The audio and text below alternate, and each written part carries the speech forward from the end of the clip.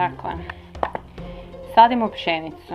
Do sad sam sadila uvijek pšenicu sa zemljom, dakle zemlja.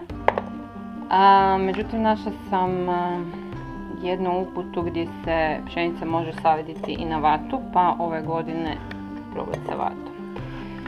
Dakle, ovo je pšenica, nju sam namočila da malo nabubri.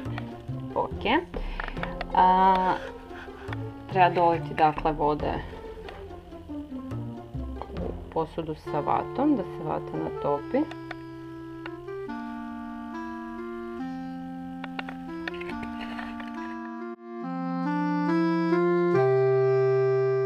Važan detalj za sadnju pšenice je da su vam po mogućnosti nokti izmazani kako bi sve bilo u skladu.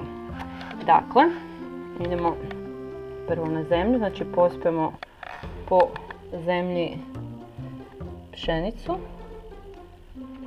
Ok, i sad još na zemlju, evo zašto je dobro da su vam nokti izmazani, jer onda vas ovakve stvari ne zamaraju.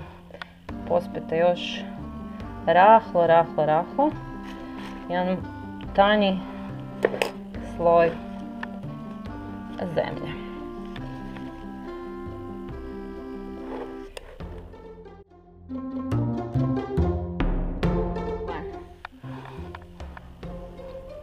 Posudica sa zemljom i posudica sa vatom.